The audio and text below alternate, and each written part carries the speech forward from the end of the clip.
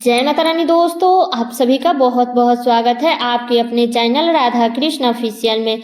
उम्मीद करती हूँ आप लोग बहुत अच्छे होंगे। तो ये बताने के लिए कमेंट बॉक्स में जय माता दी जरूर लिखिएगा। तो चलिए दोस्तों, आज हम इस वीडियो में जानेंगे कि साल 2024 में भाई दूज कब है, भाई दूज का त्यौहार कब मनाया जाएगा, किस दिन मनाना सबसे श्रेष्ठ रहेगा, भाई को तिलक लगाने का शुभ मुहूर्त क्या है, और जिनको भी पहली बार भाई दूज का त्यौहार मनाना है तो क्या वो मना सकते हैं, भाई की पूजा खाना खा कर करें या कैसे करें, और जिनके भी भाई दूर है वो भाई दूज का त्यौहार कैसे मनाएगी, भाई दूज का जो थाली होता है उस थाली में हमें क्या क्या रखना चाहिए, द्वितीया तिथि कब से शुरू हो रही है, कब समाप्त हो रही है, और आप इस वीडियो में कथा भी सुनेंगे भाई दूज का। तो आप लोग वीडियो पूरा जरूर देखिएगा। तो चलिए वीडियो को शुरू करते हैं और जान लेते हैं सभी महत्वपूर्ण बातें। तो सबसे पहले आप सभी को भाई दूज की ढेर सारी शुभकामनाएं। तो बता दूं कि भाई दूज का जो त्यौहार है वो दीपावली और गोवर्धन पूजा के बाद अब की बार है। तो भाई दूज मनाने की इस दिन बहन अपने भाई के माथे पर तिलक लगाकर उनकी लंबी उम्र की कामना करती है, और भाई भी अपनी बहन को उपहार में गिफ्ट देता है।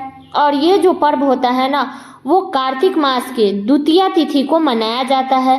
तो अब चलिए जान लेते हैं कि भाई दूज का त्यौहार कब मनाया जाएगा, और द्वितीया तिथि कब से शुरू हो रही है, कब समाप्त हो रही है, और तिलक लगाने का शुभ मुहूर्त क्या रहेगा। ठीक है, तो बता दूं कि द्वितीया तिथि शुरू होगा 2 नवंबर को, दिन है शनिवार, रात में 8:24 पर द्वितीया तिथि शुरू हो जाएगा, और द्वितीया तिथि समाप्त होगा 3 नवंबर को, दिन है रविवार, रात में 10:04 पर द्वितीया तिथि समाप्त हो जाएगा। इसलिए इस बार 2024 में केवल 3 नवंबर को ही भाई दूज का पर्व मनाया जाएगा, और इस दिन राहु काल का जो समय रहेगा वो शाम में 4:31 से लेकर के और 6 बजे तक रहेगा।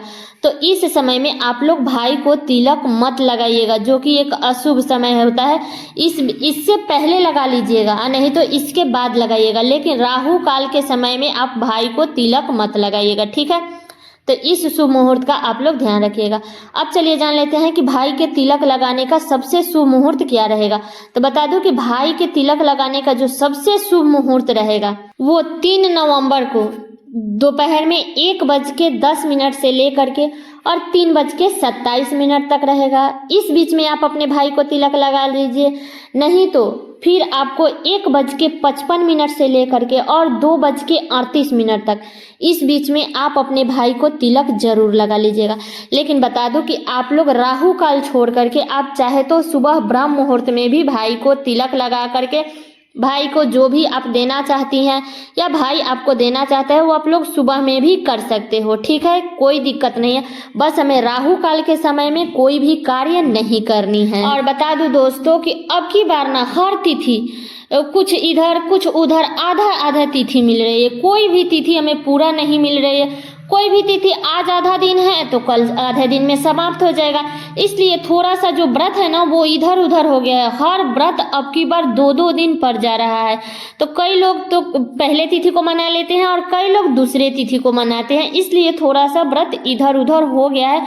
तो इसलिए आप लोग 3 नवंबर को भाई दूज का त्यौहार मना लीजिएगा। अब चलिए जान लेते हैं कि जिनको भी पहली बार भाई दूज मनाना है तो क्या वो मना सकते हैं। तो जी बिल्कुल मना सकते हैं, किसी प्रकार का कोई दिक्कत नहीं है, जिसके यहाँ चलता है वो लोग जरूर मना लेंगे। अब चलिए जान लेते हैं कि भाई दूज करने से पहले हम खाना खा सकते हैं। तो बता दूं कि जब तक आप अपने भाई को तिलक नहीं लगा देती हैं तब तक आपको मुख में कुछ भी नहीं डालना चाहिए। अब मान लीजिए कि आपका भाई दूर है, आने में उसको समय लगेगा, तब आप लोग क्या कीजिएगा कि फल फ्रूट जूस चाय पी लीजिएगा, लेकिन कोशिश कीजिएगा कि अन्न मत खाइएगा। ठीक है, इस दिन तो भाई को भी नहीं खाना चाहिए, लेकिन सारे भाई नहीं बेरा पाते हैं, इसलिए बहन को तो जरूर ही बेरानी चाहिए।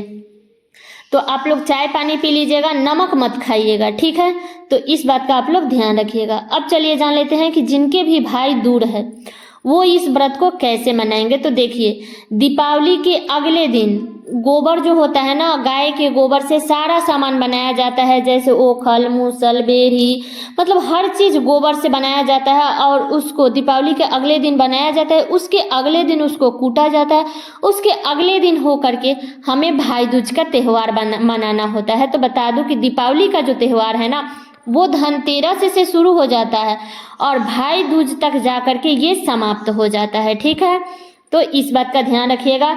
और बता दूं कि जिनके भी भाई दूर है वो लोग जब गोवर्धन पूजा के दिन गोबर को वो कूटा जाता है, हमारे यहाँ तो कूटा जाता है, बाकी आप अपने यहाँ का देख लीजिएगा, तो हमारे यहाँ गोबर से बेरी वगैरह सब चीज़ बनाया जाता है और उसी में मटर, चना, मतलब कि 7 किस्म का अनाज रखा जाता है। और उसको जब कूटते हैं तो वहाँ से थोड़ा सा मिश्री या जो भी अपना लेकर के जाना चाहते हैं, जिसके भी भाई दूर है वो लोग अपने भाई के लिए चना, मिश्री उठा करके वहाँ से लाते हैं और उसी को अपने भाई को खिलाते हैं, जिसको हमारे यहाँ पथरी भी कहा जाता है। और जो लोग भाई दूज करते हैं वो लोग भी अपने भाई को वही खिलाते हैं ताकि उनका भी भाई अजर और अमर रहे।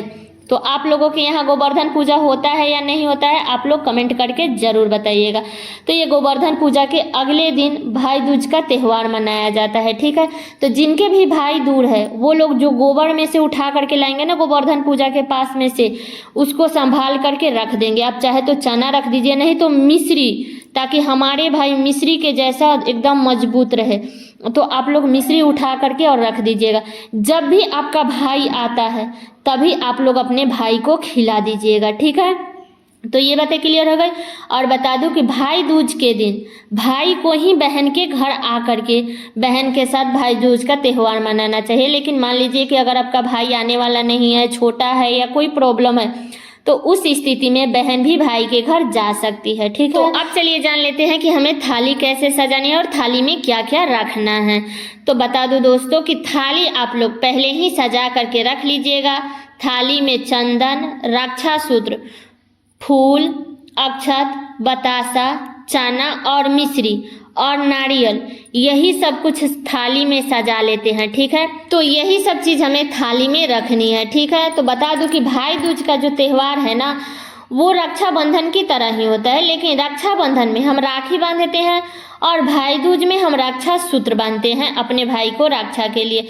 इसलिए ये भाई दूज का जो त्यौहार है वो हर कोई मनाता है और इस दिन बहन भी भाई के लिए उपवास रखती है। तो भाई को भी कुछ ना कुछ दक्षिणा जरूर देनी चाहिए, कुछ ना कुछ गिफ्ट जरूर देनी चाहिए। मान लीजिए अगर भाई छोटा है या कमा नहीं रहा है तो आपको 10 रुपया ही देना चाहिए, लेकिन आपको बहन को कुछ ना कुछ दे देना चाहिए। ठीक है, बहन को भाई के हाथ में नारियल भी देना चाहिए, क्योंकि इस दिन नारियल देना बड़ा ही शुभ होता है। जिनकी भी बहन बड़ी है उस दिन भाई दूज के दिन वो अपने भाई को अपने हाथ से बना करके ही वो खाना खिलाएगी प्रेम से। ठीक है, क्योंकि इस दिन का यही नियम है। और अगर भाई छोटा है तो आप खुद प्रणाम करवा लीजिए, नहीं तो अगर बड़ा है तो आप खुद कर लीजिएगा। ठीक है, और बता दूं कि भाई दूज के दिन यमराज जी की पूजा करने से भाई बहन का जो भी पाप होता है ना वो सब मिट जाते हैं। तो बहन अपने भाई के अकाल मृत्यु से बचाने के लिए भाई को तिलक लगाने से पहले यम देवता की पूजा करती है, क्योंकि पहली बार बहन यमुना ने पहली बार अपने द्वार पर आए हुए भाई यमराज को तिलक लगा करके स्वागत किया था। तब से इस दिन को भाई दूज के रूप में मनाने जाने लगा। ठीक है, भाई दूज के दिन भी आप लोग सुबह में उठ करके आप लोग स्नान कर लीजिएगा। स्नान करने के बाद में अगर आपके भाई आसपास में हैं तो भाई को बुला लीजिए, नहीं तो भाई के पास में जा करके भाई के साथ में अच्छे से भाई दूज मना लीजिएगा।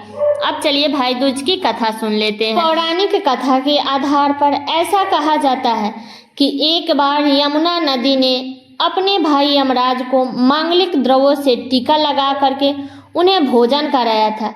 जिस दिन यमुना ने भाई से आग्रह कर भोजन आदि से संतुष्ट किया था उस दिन कार्तिक शुक्ल पक्ष की द्वितीया तिथि थी। तभी से इस पर्व को मनाने जाने लगा।